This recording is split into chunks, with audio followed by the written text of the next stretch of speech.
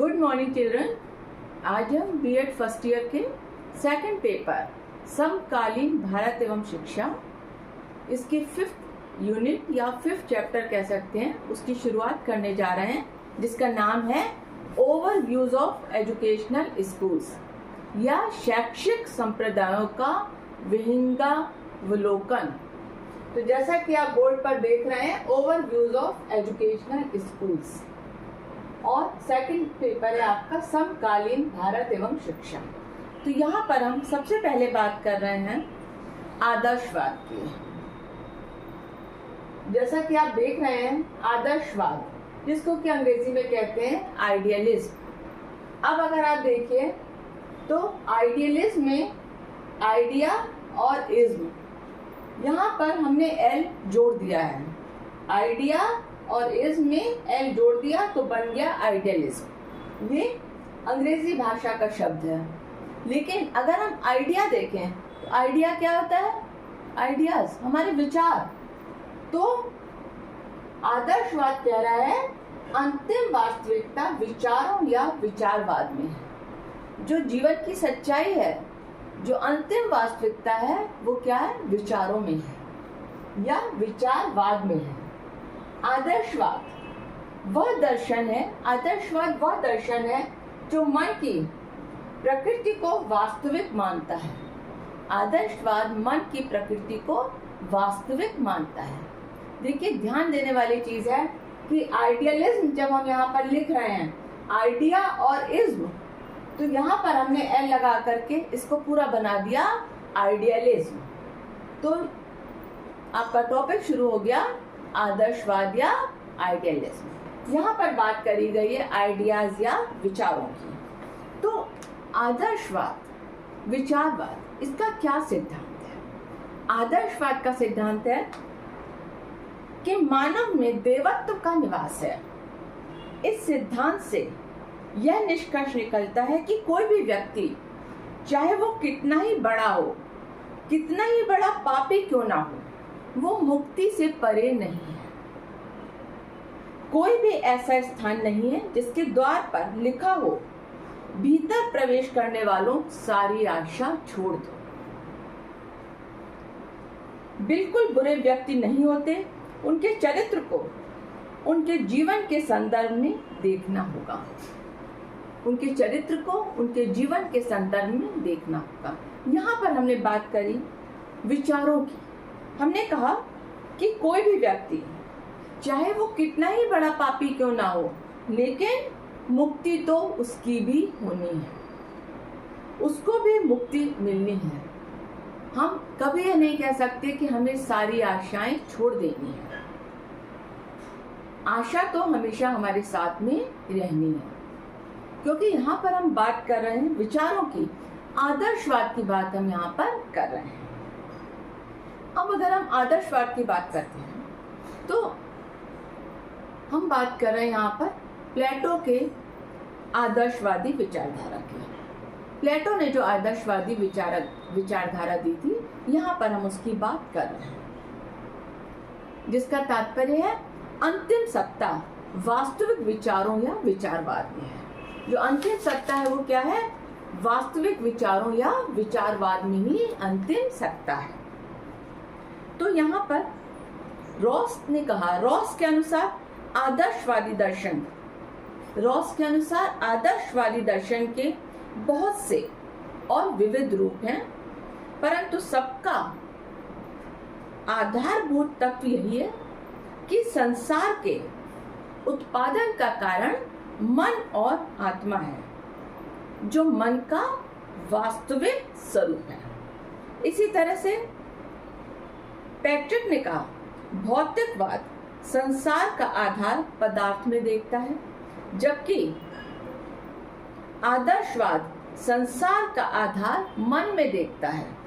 कहने का आशय है कि भौतिकवाद पदार्थ को मन से पहले की वस्तु मानता है, जबकि आदर्शवाद मन को पदार्थ से पहले की वस्तु मानता है। देखिए, बात हो रही है भौतिकवाद या इस संसार की, और आदर्शवाद बात कर रहा है विचारों की। भौतिकवाद का संबंध किससे है? पदार्थ से है। और आदर्शवाद का संबंध किससे है? मन से है, विचारों से है। तो आदर्शवाद क्या कह रहा है कि हमारा मन, हमारे विचार वो पदार्थ से पहले हैं, इस भौतिक जगत से पहले हैं। और भौतिकवाद क्या कह रहा है कि भौतिक पदार्थ पहले है, मन बाद में है। इस भौतिकवादी विचारधारा को हम बाद में पढ़ेंगे। यहाँ पर हम बात कर रहे हैं आदर्शवाद की। तो आदर्शवाद क्या कह रहा है? मन और विचार भौतिकवाद से पहले हैं, ये चीजें पदार्थ से पहले हैं। हमारा मन और हमारे विचार, ये चीजें पदार्थ से पहले हैं। इसी संबंध में हेंडरसन ने कहा, आदर्शवाद मनुष्य के आध्यात्मिक पक्ष पर बल देता है। आदर्शवाद क्या कर रहा है? वो मनुष्य के आध्यात्मिक पक्ष पर बल देता है, क्योंकि उनके अनुसार आध्यात्मिक मूल्य मनुष्य जीवन के अत्यंत महत्वपूर्ण पहलू हैं। मनुष्य जीवन के जो सबसे महत्वपूर्ण पहलू हैं वो क्या है? आध्यात्मिक मूल्य हैं। इसलिए आदर्शवाद हमेशा आध्यात्मिकता की बात करता है। आदर्शवाद हमेशा आध्यात्मिक मूल्यों की बात करता है। आदर्शवाद में विचारों को ही सत्य माना गया है और प्लेटो ने इसमें अपनी पूरी सहमति बताई कि जो हमारे विचार हैं वही सत्य हैं, विचार ही वास्तविक सत्य हैं। आदर्शवाद अगर हम आध्यात्मिक दृष्टि से देखें तो ये आध्यात्मवाद है, क्योंकि इसके अनुसार विश्व में परम वस्तु की प्रकृति आध्यात्मिक है। विश्व में अगर हम देखें जो परम वस्तु है, जो परम सत्ता है, उसकी प्रकृति क्या है? उसकी प्रकृति आध्यात्मिक है। अब अगर हम आध्यात्मिक दर्शन की बात करते हैं तो आध्यात्मिक दर्शन में कुछ चीजें स्पष्ट करी गई, इसके कुछ मूल तत्व बताए गए आध्यात्मिक दर्शन में। यहाँ पर हमने बात करी आदर्शवाद की तत्व मीमांसा या मेटाफिजिक्स ऑफ आइडियलिज्म। तो प्लेटो ने जब इसकी मेटाफिजिक्स की बात करी आदर्शवाद की, या हम कह सकते हैं कि इन्होंने इसकी तत्व मीमांसा की बात करी, आदर्शवाद की तत्व मीमांसा की प्लेटो ने। तो प्लेटो ने ब्रह्मांड को दो भागों में विभक्त किया। जो हमारा संपूर्ण ब्रह्मांड है, जो यूनिवर्स है, प्लेटो ने उसको दो भागों में विभक्त किया। पहला इन्होंने कहा विचार और दूसरा वस्तु। एक है विचार जगत और दूसरा है वस्तु जगत। अब विचारों को प्लेटो ने क्या कहा? देखिए, विचारों को प्लेटो ने कहा कि विचारों को अनादि, अनंत और अपरिवर्तनशील मानते हैं। विचार क्या है? जो अनादिकाल से चले आ रहे हैं, अपरिवर्तनशील हैं, अनंत हैं, विचार कभी नष्ट नहीं हो रहे हैं और विचार अपरिवर्तनशील हैं। तो ये तो है हमारा विचार जगत। प्लेटो का मानना था कि विचारों में दैवी और नैतिक अवस्था का वास होता है। मतलब विचारों में हमारी दैवी अवस्था और नैतिक अवस्था का वास होता है और इन्हीं की सहायता से ईश्वर इस संसार का निर्माण करते हैं। जब दैवी आस्था का वास है विचारों में, नैतिक आस्था का वास है, तो इसी से क्या हो रहा है कि ईश्वर का निवास हो रहा है। प्लेटो ने आत्मा को ईश्वर माना। इनका मानना था कि आत्मा जन्म लेने से पूर्व विचारों के संसार में भ्रमण करती रहती है और यहाँ आने के उपरांत जब वो संसार में आ जाती है तो वह विचारों के संसार में जाने के लिए उत्सुक रहती है। मतलब आत्मा जन्म लेने से पूर्व विचारों के संसार में भ्रमण कर रही है। वो आ गई इस जगत में, लेकिन वो क्या कर रही है? उसी विचारों के संसार में वापस जाने के लिए वो उत्सुक है, प्रयत्नशील है। दूसरी चीज प्लेटो ने कही वस्तु जगत। ये बात हो रही है तत्व मीमांसा की, मेटाफिजिक्स की। यहाँ पर इन्होंने कहा कि ब्रह्मांड को दो भागों में बांटा गया है।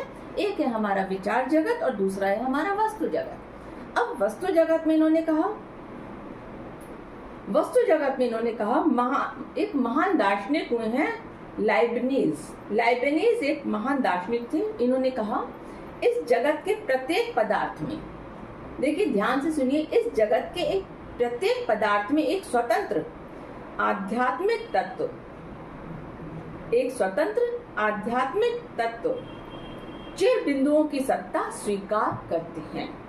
उनका मानना था कि वस्तु जगत विविध चिर बिंदुओं का योग है।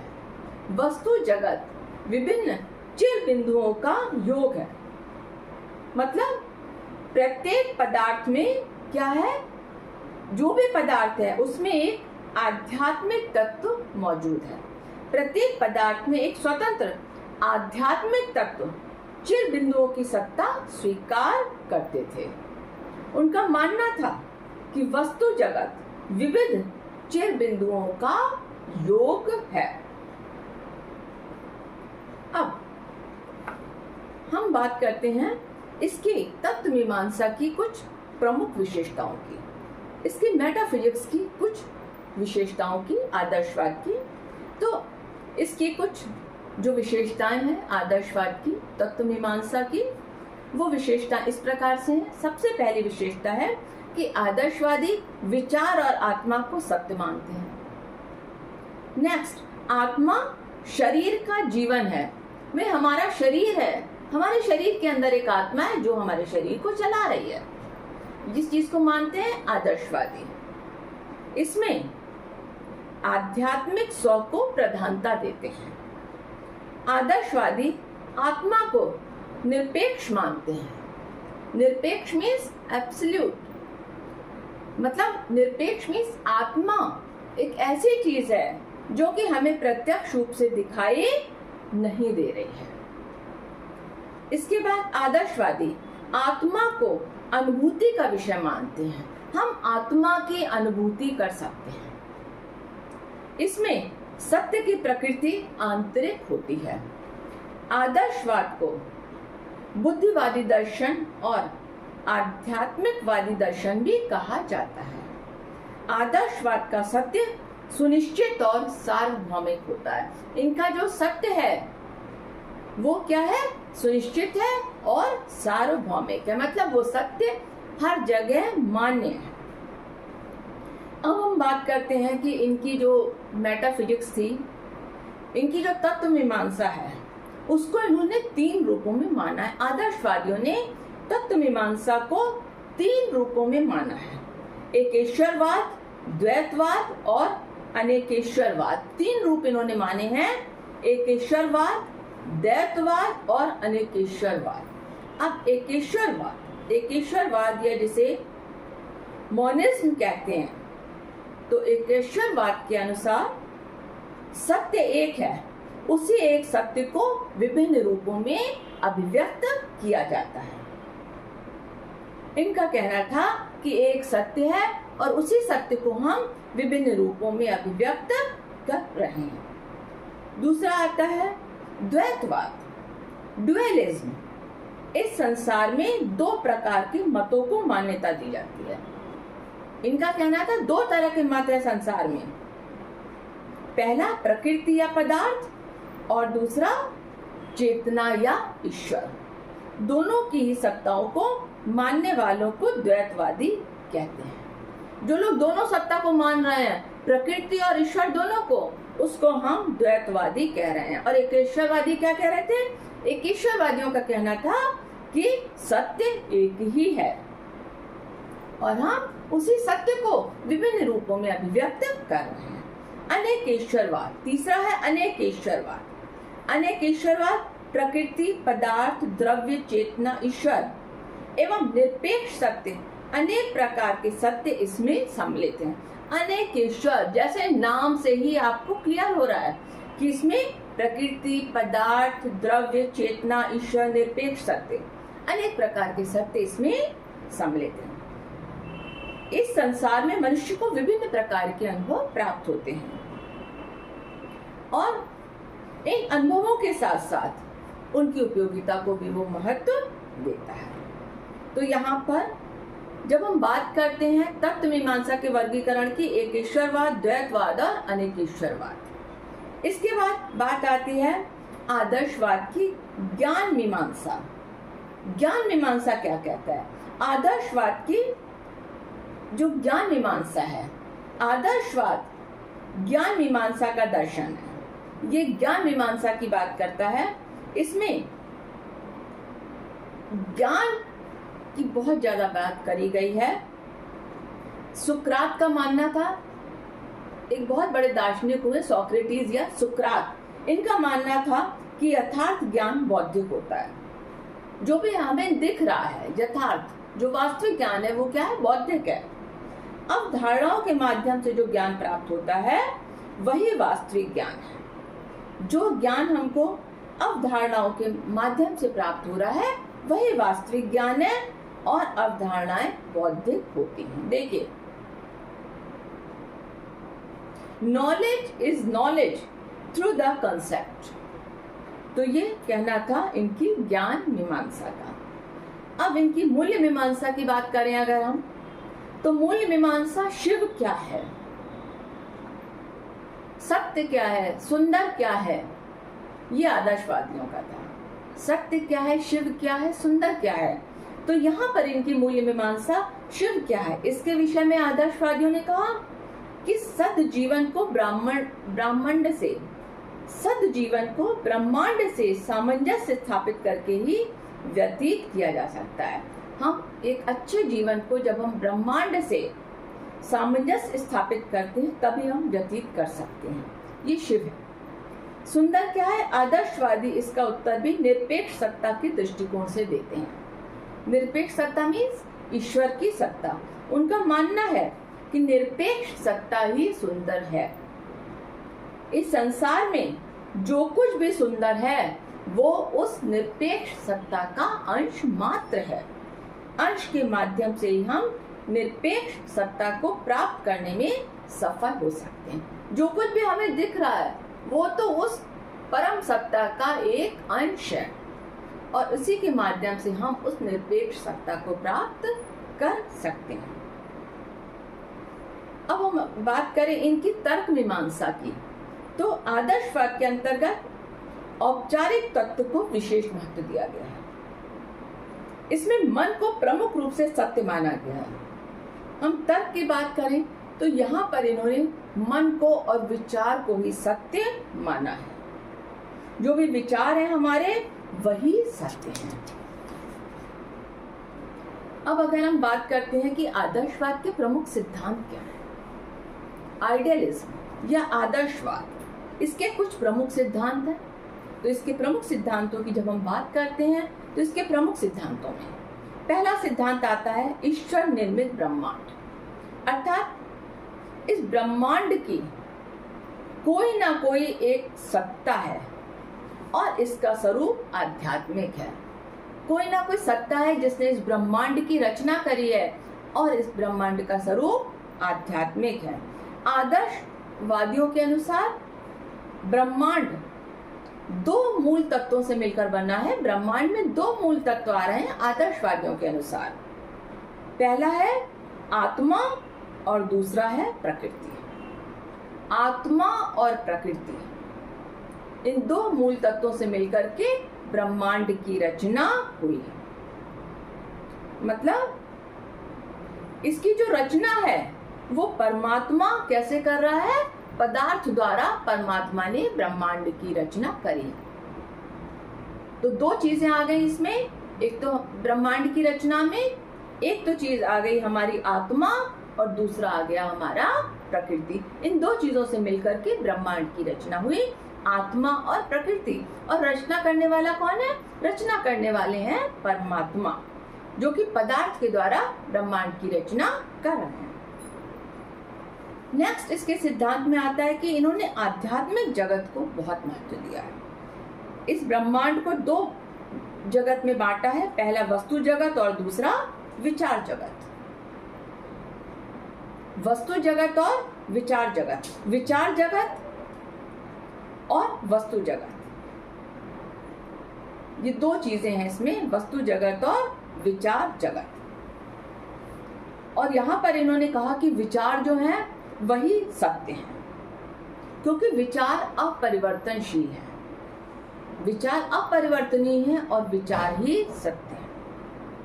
इसके बाद अगला सिद्धांत, संसार की श्रेष्ठतम रचना मनुष्य है। आदर्शवादी ये मानते हैं कि अगर इस संसार की, इस ब्रह्मांड की श्रेष्ठतम रचना है तो वो क्या है, सिर्फ मनुष्य है। क्योंकि जो आध्यात्मिक शक्तियां मनुष्य के पास हैं वो और किसी प्राणी के पास हो ही नहीं सकती। फिर इन्होंने नेक्स्ट सिद्धांत है, इन्होंने नैतिक आचरण को बहुत ज्यादा महत्व दिया है, नैतिकता की बात इन्होंने करी है। इसके बाद इन्होंने कहा कि राज्य एक सर्वोच्च सत्ता है। राज्य, आदर्शवादी व्यक्ति से ज्यादा श्रेष्ठ राज्य को मानते हैं, राज्य ज्यादा श्रेष्ठ है व्यक्ति से।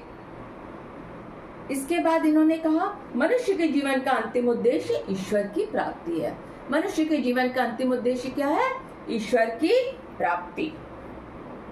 नेक्स्ट, भौतिक और आध्यात्मिक शक्तियों द्वारा मनुष्य का विकास होता है। मनुष्य का विकास होता है भौतिक और आध्यात्मिक शक्तियों द्वारा ही मनुष्य विकास कर सकता है। इसके बाद आता है आदर्शवाद और शिक्षा। आदर्शवाद में शिक्षा किस तरह की है, तो अगर हम बात करते हैं कि आदर्शवाद में शिक्षा की जब हम बात करते हैं तो आदर्शवाद के अनुसार मानव ईश्वर की सर्वोत्तम रचना है। मानव अपने मानसिक विचारों द्वारा प्रकृति को अर्थ प्रदान करता है। अब इन्होंने कहा कि बिना शिक्षा के मनुष्य पशु के समान है। अगर शिक्षा नहीं है तो मनुष्य कैसा है, पशु के समान है। और जब हम मनुष्य को शिक्षित करते हैं तो वो सामाजिक आदर्शों, मान्यताओं और मूल्यों की जानकारी प्राप्त करता है और समाज का एक उत्तम नागरिक बनता है। इनका कहना था कि मनुष्य के लिए शिक्षा अत्यंत आवश्यक है, लेकिन यहाँ पर बात इन्होंने करी है आध्यात्मिकता की। आदर्शवाद शिक्षा में भी पूर्ण रूप से आध्यात्मिकता की बात करते हैं। यहाँ पर अगर हम कहें फ्रोबेल के अनुसार, फ्रोबेल, शिक्षा मानव जीवन के सतत विकास की प्रक्रिया है। शिक्षा मानव जीवन के सतत विकास की प्रक्रिया है जो भौतिक ज्ञान प्रदान करती है और आध्यात्मिक ज्ञान की ओर ले जाकर अंत में ईश्वर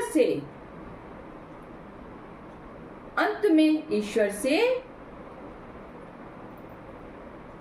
एक स्थापित कराती है।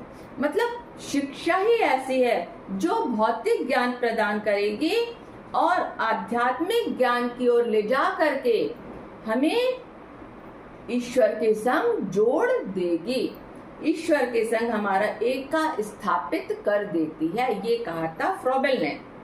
बटलर ने कहा शिक्षा एक प्रक्रिया है, शिक्षा एक प्रक्रिया है जिसके द्वारा मानव समाज के अधिक परिपक्व सदस्य कम परिपक्व सदस्यों से अधिक परिपक्वता लाने के निमित्त तथा उसके द्वारा मानव जीवन में सुधार लाने के लिए योगदान करने का प्रयत्न करते हैं। बटलर के अनुसार शिक्षा एक प्रक्रिया है जिसके द्वारा मानव समाज के अधिक परिपक्व सदस्य कम परिपक्व सदस्यों से अधिक परिपक्वता लाने के निमित्त तथा उसके द्वारा मानव जीवन में सुधार लाने के लिए योगदान और प्रयत्न करते हैं। कि 5वें अध्याय की शुरुआत कर रहे हैं 5th चैप्टर के, जिसका नाम है ओवरव्यूज ऑफ एजुकेशनल स्कूल्स। इसमें हम आपको Indian and western schools of philosophy के बारे में चर्चा करेंगे। जैसा कि आप बोर्ड पर देख रहे हैं Indian and western schools of philosophy, तो यहाँ पर इंडियन स्कूल्स में हम आपसे बात करेंगे सांख्य दर्शन, योग दर्शन, अद्वैत वेदांत दर्शन की, और वेस्टर्न स्कूल्स में बात करेंगे आदर्शवाद, प्रकृतिवाद और प्रयोजनवाद की। तो आज हम शुरू कर रहे हैं वेस्टर्न स्कूल से, जिसमें कि हमारा पहला टॉपिक है आदर्शवाद, जिसको कि अंग्रेजी में कहते हैं आइडियलिज्म। अब अगर आप ध्यान से देखें बोर्ड पर, तो आइडियलिज्म ये आदर्शवाद इसको हिंदी में कहते हैं और अंग्रेजी रूपांतरण है इसका आइडियलिज्म। तो अगर आप देखिए तो आइडिया और इज्म, अगर बीच में हमने यहाँ पर एल का यूज करा है आइडिया और इज्म, अर्थात यह पूर्ण रूप से विचारों का वाद है। यह विचारों को ही सत्य मानते हैं। मुख्य रूप से आदर्शवाद के ऊपर देखा जाए तो बहुत सारे दार्शनिकों ने काम किया, जिसमें कि अगर हम देखें तो मुख्य रूप से प्लेटो, फ्रोबेल, कांट, इनका नाम आता है। लेकिन अगर हम बात करते हैं कि आदर्शवाद के मेन कौन थे आदर्शवाद में, तो हम यहाँ पर नाम लेंगे प्लेटो का। प्लेटो ने आदर्शवाद को दिया, जहां पर प्लेटो ने बताया कि विचार ही सत्य हैं। देखिए, आइडियाइज्म, अर्थात आइडिया मीन्स विचार, आइडियाज, विचार ही अंतिम सत्य हैं। तो हम यहाँ पर बात करते हैं प्लेटो की। प्लेटो ने कहा था, आदर्शवाद में प्लेटो ने कहा, विचारों की सार्वभौमिक सत्ता है। ये विचार केवल मानसिक नहीं है, बल्कि ये सार्वभौमिक महत्व के हैं, अर्थात ये विचार यूनिवर्सल हैं और ये विचार सत्य हैं। सत्यता विचारों की ही है। प्लेटो के अनुसार केवल विचार ही सत्य हैं। पदार्थ का ज्ञान हमें ज्ञानेंद्रियों से प्राप्त होता है। जो हमारे सेंस ऑर्गन्स हैं, ज्ञानेंद्रियां हैं, 5 ज्ञानेंद्रियां, इन्हीं से हमें पदार्थ का ज्ञान प्राप्त होता है।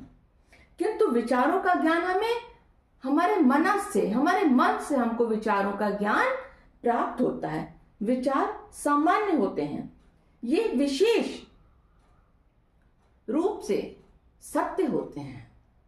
और अगर हम बात करें तो इस भौतिक जगत के पीछे एक विचारात्मक जगत है जो कि सत्य है। क्योंकि हमारा जो भौतिक जगत है, जो पदार्थ से मिलकर बना हुआ है, वो क्या है?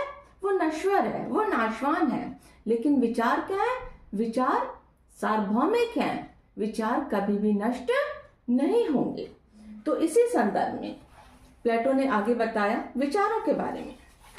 इन्होंने कहा कि अगर हम आदर्शवादी विचारों के बारे में जानना चाहते हैं तो यहाँ पर इन्होंने कुछ आदर्शवादी दर्शन को इस प्रकार से बताया। प्लेटो ने कहा कि आदर्शवाद की तत्व मीमांसा के बारे में जानना जरूरी है। आदर्शवाद की ज्ञान मीमांसा, मूल्य मीमांसा और तर्क मीमांसा के बारे में जानना जरूरी है। अब जब हम बात करते हैं आदर्शवाद की तत्व मीमांसा, मेटाफिजिक्स ऑफ आइडियलिज्म, तो यहाँ पर प्लेटो ने कहा कि ब्रह्मांड 2 भागों से मिलकर के बना है। पहला है विचार जगत और दूसरा है वस्तु जगत। ब्रह्मांड 2 भागों से मिलकर बना है, विचार जगत और वस्तु जगत से। जहां पर कि इन्होंने कहा कि विचार अनादि हैं, अनंत हैं और अपरिवर्तनशील हैं, जबकि वस्तु जगत की अगर हम बात करें तो वस्तु जगत नश्वर है, यह परिवर्तनशील है। अब हम बात करते हैं इसकी ज्ञान मीमांसा की। तो ज्ञान मीमांसा में 3 चीजें बताई गई। ज्ञान मीमांसा में कहा गया कि आदर्शवाद ज्ञान मीमांसा का भी दर्शन है। इसमें ज्ञान के बारे में विस्तार से वर्णन किया गया है। एक दार्शनिक हुए सुकरात, जिनको कि हम कहते हैं सोक्रेटिस।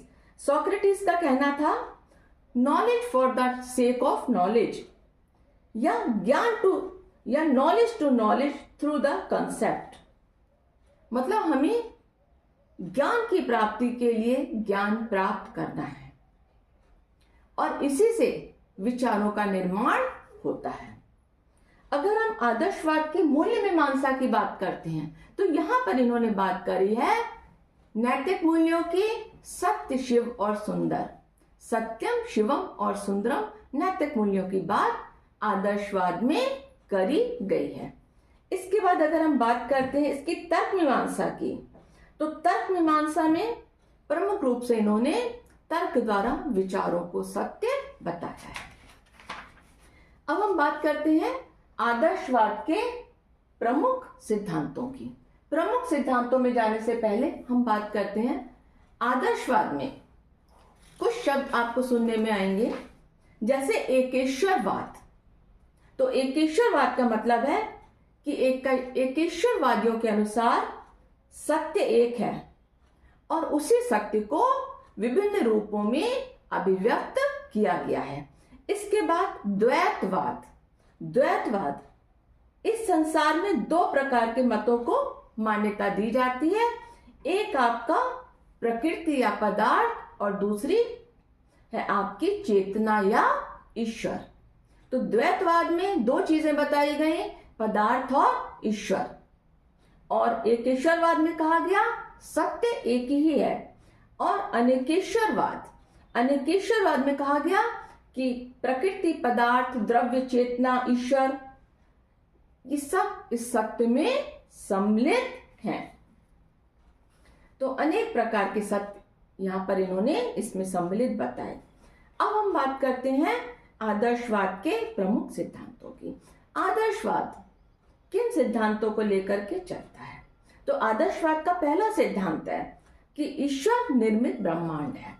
आदर्शवादियों का मानना है कि इस ब्रह्मांड में अगर कोई सत्ता है तो वह पूर्ण रूप से आध्यात्मिक है। इस ब्रह्मांड का स्वरूप आध्यात्मिक है और ब्रह्मांड दो चीजों से मिलकर के बना है, एक आत्मा और दूसरा प्रकृति। और ब्रह्मांड की रचना परमात्मा ने करी है और परमात्मा ने ब्रह्मांड की रचना पदार्थ द्वारा करी है। तो ब्रह्मांड में दो चीजें आ गई, एक हो गई आपकी आत्मा और दूसरी चीज हो गई पदार्थ। लेकिन ब्रह्मांड की रचना किसने करी? परमात्मा ने। और परमात्मा ने ब्रह्मांड की रचना पदार्थ द्वारा करी है। इसके बाद इन्होंने दूसरा सिद्धांत बताया, आध्यात्मिक जगत को महत्व। प्लेटो ने इसमें भी ब्रह्मांड को दो भागों में बांटा, वस्तु जगत और विचार जगत। अब यहां पर इन्होंने विचार जगत को आध्यात्मिक जगत कहा है, जो कि अपरिवर्तनशील है। इनका नेक्स्ट सिद्धांत था, संसार की सर्वश्रेष्ठ रचना मनुष्य है। आदर्शवादी मनुष्य को ब्रह्मांड की सर्वश्रेष्ठ रचना मानते हैं, क्योंकि एक मनुष्य ही ऐसा है जिसमें कि आध्यात्मिक शक्ति है। संसार के किसी अन्य प्राणी में आध्यात्मिक शक्ति नहीं है। यह आध्यात्मिक शक्ति केवल मनुष्य में ही विद्यमान है। नेक्स्ट, नैतिक आचरण। इन्होंने, आदर्शवादियों ने नैतिक आचरण को बहुत महत्व दिया और यहां पर इन्होंने कहा कि सत्य, शिव और सुंदर यही आध्यात्मिक मूल्य हैं जिनके द्वारा नैतिक आचरण की प्राप्ति करी जा सकती है। इसके बाद इनका नेक्स्ट है, राज्य एक सर्वोत्तम सत्ता है। आदर्शवादी व्यक्ति से ज्यादा राज्य को श्रेष्ठ मानते हैं। इनका कहना था कि राज्य श्रेष्ठ है, राज्य पहले है, व्यक्ति बाद में है।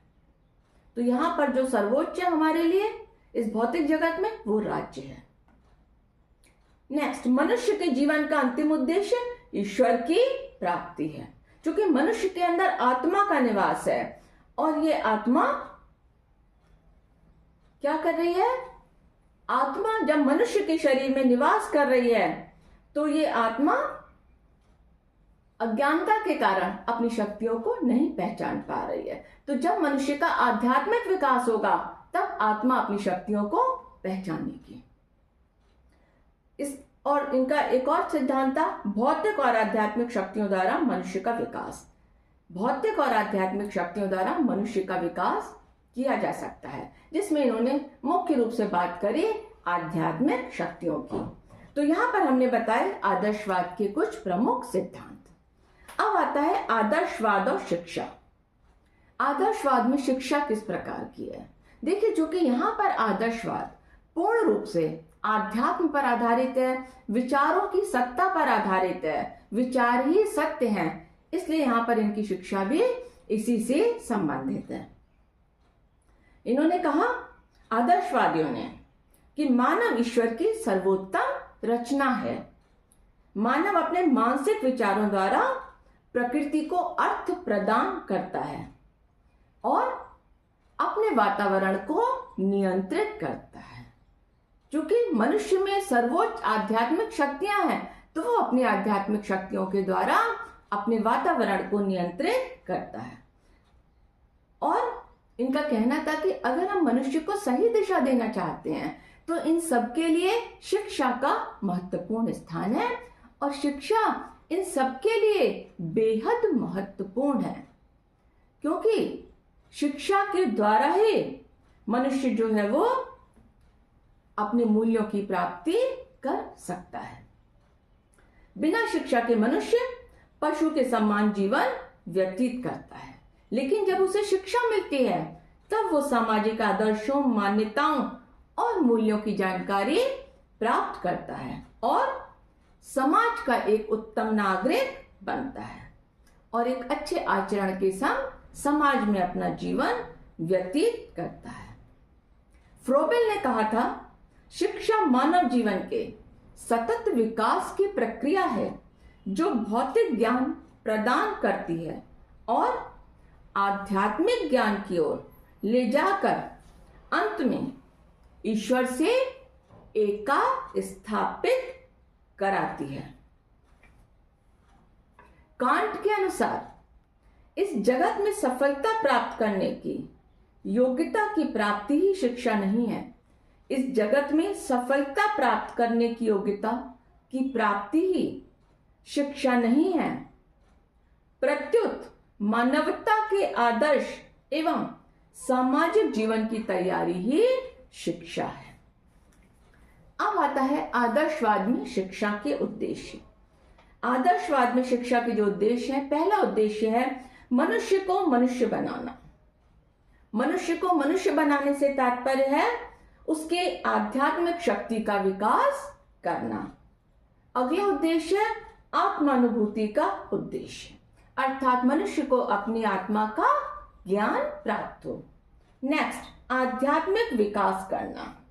आदर्शवाद के अनुसार शिक्षा का उद्देश्य बालक का आध्यात्मिक दृष्टि से विकास करना है।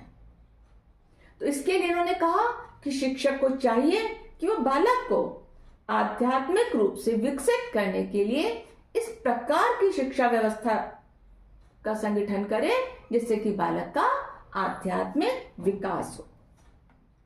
नेक्स्ट उद्देश्य सत्यम, शिवम और सुंदरम को विकसित करना।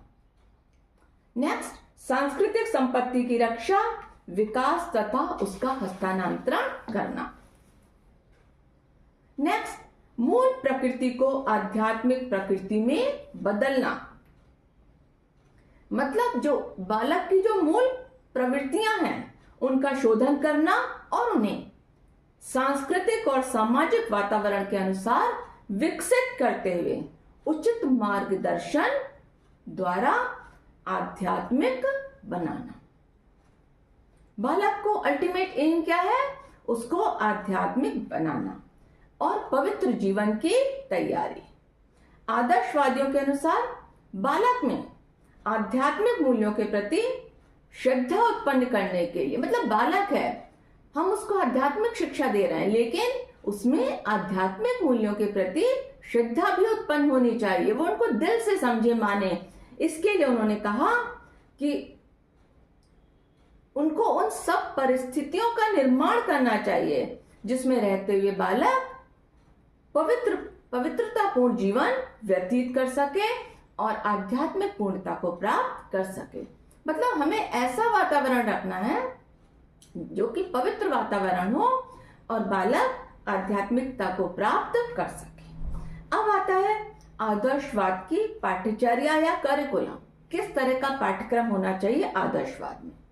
तो यहाँ पर प्लेटो ने जो अपना दिया था पाठ्यक्रम, इन्होंने कहा शाश्वत मूल्यों की प्राप्ति हेतु पाठ्यचर्या का स्वरूप इन्होंने बताया। प्लेटो ने शाश्वत मूल्य मतलब सत्यम, शिवम और सुंदरम, ये हमारे शाश्वत मूल्य हैं और इन्हीं के द्वारा चरित्र का निर्माण होना है।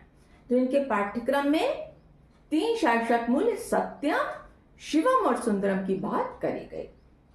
सत्यम को इन्होंने जोड़ा बौद्धिक से, शिवम को नैतिक से और सुंदरम को कलात्मक से। बौद्धिक, नैतिक और कलात्मक। अब यहाँ पर बौद्धिक विकास के लिए इन्होंने जो विषय बताए वो हैं दर्शन, तर्कशास्त्र, गणित, भाषा, भूगोल, इतिहास, विज्ञान आदि।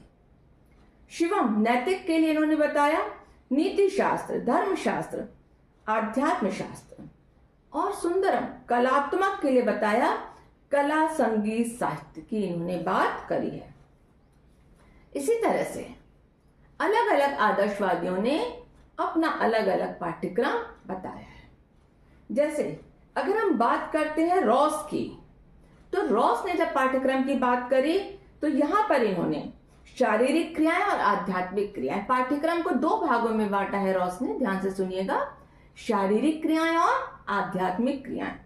तो शारीरिक क्रियाओं में रॉस ने जो विषय बताए वो इस प्रकार है: स्वास्थ्य विज्ञान, शारीरिक कुशलताएं और अभ्यास।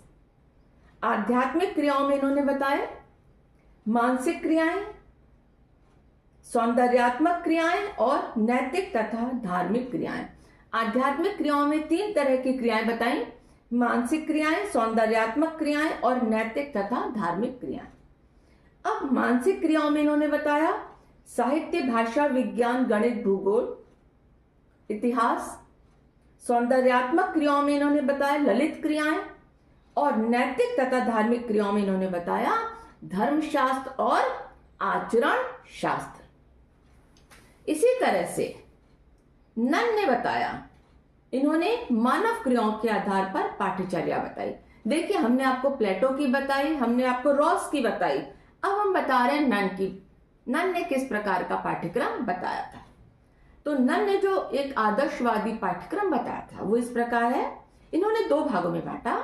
पहला शारीरिक, सामाजिक, नैतिक और धार्मिक। दूसरा साहित्यिक, सौंदर्यात्मक और सामान्य क्रिया। अब नन ने शारीरिक, सामाजिक, नैतिक और धार्मिक, इसमें इन्होंने जो विषय बताए वो इस प्रकार है: शारीरिक, व्यवसाय, सामाजिक, शिक्षा, नीतिशास्त्र, धर्म। और साहित्यिक, सौंदर्यात्मक और सामान्य क्रियाओं में इन्होंने बताया साहित्यिक, कला, संगीत, हस्तउद्योग, विज्ञान, गणित, इतिहास और भूगोल। तो यहां पर हमने आपको जो पाठ्यक्रम बताए ये हमने आपको बताए प्लेटो के अनुसार, रॉस के अनुसार और नन के अनुसार। अब हम बात करते हैं आदर्शवाद और शिक्षण विधियां। आदर्शवाद ने किस प्रकार की शिक्षण विधियों को दिया?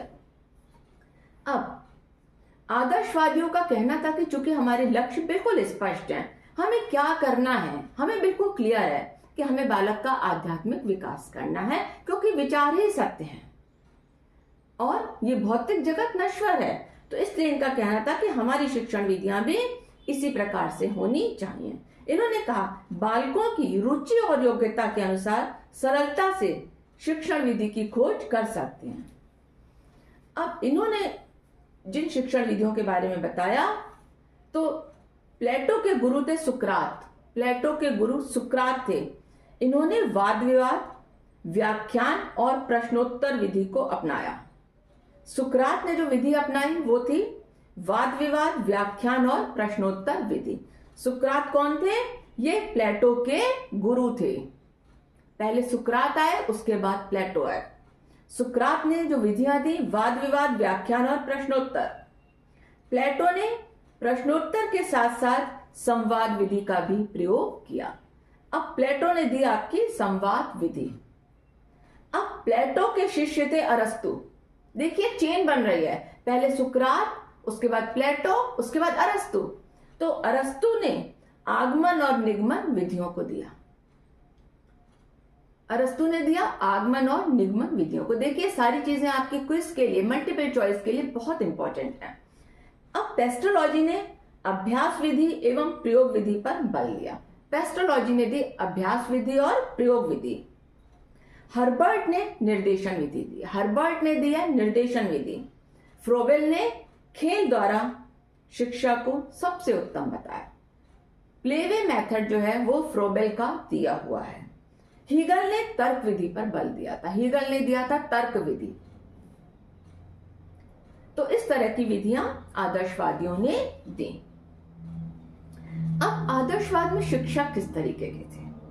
अब आदर्शवाद शिक्षक को बहुत महत्वपूर्ण स्थान देता है। आदर्शवाद का कहना था कि शिक्षक बहुत महत्वपूर्ण है, वो बिल्कुल एक धर्म गुरु की तरह है। शिक्षक को बहुत ज्यादा महत्व देना आवश्यक है। इस संबंध में कहा गया कि आदर्शवादी सबसे बड़ी बात है, इन्होंने कहा कि शिक्षक को उद्यान के माली के रूप में मानते हैं। जैसे कोई गार्डन होता है, उसके माली के रूप में शिक्षक को मानते हैं। माली जिस प्रकार प्रत्येक बाग की शोभा को अनावश्यक झाड़ झंकार दूर करके बढ़ाता है, जैसे माली क्या करता है, वो बाग की शोभा बढ़ाने के लिए जो अनावश्यक झाड़ झंकार होता है उन सबको हटा देता है, उसी प्रकार शिक्षक भी बालकों के दुर्गुणों को दूर करके, उनके अंदर जो बुराइयां हैं उनको दूर करके उन्हें सभ्य और सुसंस्कृत बनाता है, बालकों को सभ्य और सुसंस्कृत बनाता है। रॉस का एक स्टेटमेंट है, प्रकृतिवाद आप आगे चल के पढ़ेंगे। प्रकृतिवादी किसी भी गुलाब से संतुष्ट हो सकते हैं, परंतु आदर्शवादी को पूर्ण विकसित बढ़िया गुलाब चाहिए।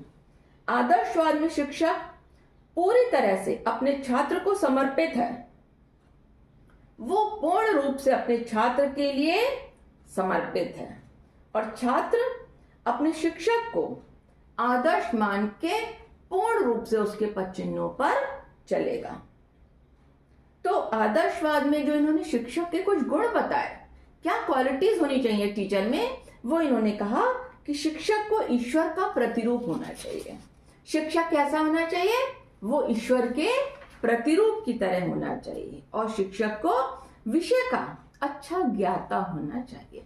जो भी विषय शिक्षक पढ़ा रहा है उसे उसके विषय की मतलब पूर्ण रूप से नॉलेज होनी चाहिए और शिक्षक को ऐसा होना चाहिए जो छात्र को मोटिवेट करे, उसको प्रेरणा दे और शिक्षक को शिक्षण कला में दक्ष होना चाहिए, उसको पारंगत होना चाहिए, उसको छात्र का मित्र, हितैषी और पथ प्रदर्शक होना चाहिए, उसको जीवन की कला में निपुण होना चाहिए और उसको चरित्रवान होना चाहिए, उसको हाई मॉरल वैल्यूज का, हाई कैरेक्टर का होना चाहिए और शिक्षक का व्यक्तित्व बहुत ज्यादा प्रभावशाली होना चाहिए। अब इसी तरह से चूंकि शिक्षक की बात करी तो अब बात करते हैं कि आदर्शवाद में विद्यार्थी किस तरीके का होना चाहिए। तो इनके अनुसार, आदर्शवादियों के अनुसार, शिक्षार्थी केवल शरीर, इंद्रियां तथा मस्तिष्क का बना हुआ प्राणी मात्र नहीं है, उसके अंदर मनस है, उसके अंदर आत्मा है। मतलब ये नहीं है कि उसके अंदर केवल शरीर है, इंद्रियां हैं, मस्तिष्क है, नहीं, सबसे जरूरी चीज है कि उसके अंदर आत्मा है, उसके अंदर मनस है। कहने को विद्यार्थी का शरीर है, लेकिन उसका वास्तविक स्वरूप क्या है, शरीर की सीमाओं को लांघ जाता है, क्योंकि वो तो आध्यात्मिक है। हमें क्या करना है, हमें शरीर नश्वर है लेकिन आत्मा अजर और अमर है, तो हमें यहाँ पर ध्यान देना है विद्यार्थी की आत्मा पर, उसके आध्यात्मिक विकास पर, तभी वो पूर्ण रूप से पूर्णता को प्राप्त करेगा। यहाँ पर आदर्शवाद में शिक्षा क्या है, शिक्षक केंद्रित है। यहाँ पर शिक्षा बाल केंद्रित नहीं है, यहाँ पर शिक्षा पूर्ण रूप से शिक्षक केंद्रित है। अब यहाँ पर इन्होंने कहा कि शिक्षार्थी में जो गुण होने चाहिए, उसकी संकल्प शक्ति बहुत उच्च होनी चाहिए, वो मूल्यों में विश्वास रखने वाला होना चाहिए, उसका चरित्र अच्छा होना चाहिए, उसे विनयशील होना चाहिए, उसे पूर्ण रूप से गुरु भक्ति में लीन होना चाहिए, उसे ईश्वर में विश्वास रखने वाला और परोपकारी होना चाहिए। छात्र ऐसा हो जो सबका हित चाहे, न्यायप्रिय होना चाहिए, उसके अंदर अच्छे मूल्य होने चाहिए और उसको निर्णय लेना भी आना चाहिए। अब आता है आदर्शवाद में अनुशासन किस तरीके का है। तो हम यहाँ पर जब हम बात करते हैं अनुशासन की, तो यहाँ पर 3 S की बात करी गई है, self discipline, self insight and self analysis. 3S की बात करी गई आदर्शवाद में, self discipline, self insight and self analysis की बात करी गई है। तो इनका कहना था कि शिक्षकों का कर्तव्य है कि वो छात्रों में ऐसी भावना का विकास करें कि वो स्वयं अनुशासित हो जाए। यहां पर आदर्शवादी बात करते हैं एक नियंत्रित स्वतंत्रता में, हमें छात्र को पूर्ण रूप से स्वतंत्र नहीं करना है। और इनका ये कहना था कि छात्रों को कड़े अनुशासन में रखने की आवश्यकता होती है। उनके विचार से छात्र की धार्मिक और आध्यात्मिक शक्तियों का उचित विकास करने के लिए यह बहुत जरूरी है कि उनको कड़े अनुशासन में और कड़े नियंत्रण में रखा जाए, कठोर अनुशासन में रखा जाए, तभी उनका आध्यात्मिक विकास होगा। तो यहां तो बात हो गई अनुशासन की। अब विद्यालय में आदर्शवाद में विद्यालय सामाजिक पुनर्निर्माण का अनुपम साधन है। विद्यालय में सामाजिक मान्यताएं, आदर्श और मूल्यों की झलक दिखाई देनी चाहिए। मतलब जैसा समाज होगा वैसा ही विद्यालय होगा। इसलिए जरूरी है कि विद्यालय का वातावरण बहुत अच्छा होना चाहिए। उनका कहना था कि विद्यालय समाज का प्रतिरूप है, तो और विद्यालय में से निकल करके हम समाज में जाते हैं। तो यहां पर विद्यालय पूर्ण रूप से आदर्शवादिता से भरा हुआ होना चाहिए। मतलब विद्यालय ऐसा होना चाहिए कि जहां पर पूर्ण रूप से आदर्शवादी दृष्टिकोण अपनाया जाए। क्योंकि इनका कहना था कि समाज सुधार विद्यालय का प्रमुख कार्य है। समाज में अगर हमें सुधार लाना है तो उसका जो मेन कार्य है वो कौन कर सकता है? विद्यालय कर सकता है। तो इनका कहना था कि समाज के नेतृत्व के लिए उत्तम नागरिकों का निर्माण, समाज के भावी स्वरूप का निर्माण, समाज सुधार का कार्य और समाज में सुधार करना ये विद्यालय का कार्य है। समाज में उत्पन्न विभिन्न प्रकार की समस्याओं का समाधान और नैतिक दृष्टि से समाज को उन्नति के शिखर पर लेकर जाना। अब आदर्शवाद अपनी समाप्ति की ओर है। अब हम बात करते हैं इसके मूल्यांकन की कि आदर्शवाद के क्या गुण हैं और क्या दोष हैं। तो हम बात करते हैं सबसे पहले आदर्शवाद के गुणों की। तो गुणों में अगर हम देखें तो यहाँ पर बालकों को सत्यम शिवम सुंदरम जैसे गुणों का विकास करना सिखाया जाता है और उनके अंदर सत्यम शिवम सुंदरम जैसे गुणों का विकास किया जाता है, जिससे उनका चरित्र बहुत उज्जवल होता है। इन्होंने शिक्षा के उद्देश्यों की बहुत विस्तृत व्याख्या करी है और शिक्षक का स्थान इन्होंने बिल्कुल देवतुल्य बताया है। शिक्षक को इन्होंने गौरवपूर्ण स्थान दिया है। इन्होंने बालक के व्यक्तित्व के आदर की बात करी है, क्योंकि बालक आध्यात्मिक है, इसलिए यहां पर उसके व्यक्तित्व का आदर करना चाहिए। यहां पर आत्म अनुशासन और आत्मनियंत्रण की बात भी करी गई है। बालक के व्यक्तित्व का आदर करना, आत्मचरित्र और आत्म अनुशासन के विकास की बात इन्होंने करी है। लेकिन अगर हम इसके कुछ कमियों की बात करें या दोषों की बात करें तो हम देखते हैं कि आदर्शवादी शिक्षा जो है इसका उद्देश्य मतलब एक तरह से इन्होंने पूर्ण रूप से आध्यात्मिकता की बात करी है। इनका उद्देश्य पूर्ण रूप से अमूर्त है। आत्मा और परमात्मा की बात इन्होंने करी है। इन्होंने अपने पाठ्यक्रम में आध्यात्मिक विषयों को स्थान दिया है, लेकिन आज के औद्योगिक युग में ये जरूरी है कि कुछ औद्योगिक विषयों को भी उसमें रखा जाए। शिक्षण विधि के क्षेत्र में अगर हम देखें तो आदर्शवाद ने शिक्षण विधियां तो दी, लेकिन उनका बहुत महत्वपूर्ण योगदान आज शिक्षण के क्षेत्र में नहीं है। सबसे बड़ी बात है कि आदर्शवादी शिक्षा को बहुत महत्वपूर्ण स्थान दे रहे हैं, बहुत ऊंचा स्थान दे रहे हैं, लेकिन यहां पर इन्होंने छात्र का स्थान बहुत गौण कर दिया है। तो ये हमें जीवन के अंतिम ध्येय या जीवन का जो अंतिम हमारा उद्देश्य है, परमात्मा की प्राप्ति, आत्मा परमात्मा की प्राप्ति, वो तो ठीक है, जीवन का अंतिम उद्देश्य है, लेकिन हम संसार में रह रहे हैं तो जो हमारी आवश्यकताएं हैं, रोटी कपड़ा और मकान, उनके बारे में इन्होंने बात नहीं करी है। तो ये कुछ कमियां हैं आदर्शवाद की। तो यहां पर हमारा आदर्शवाद समाप्त हो जाता है। नेक्स्ट हमारा टॉपिक शुरू होगा प्रकृतिवाद। Thank you.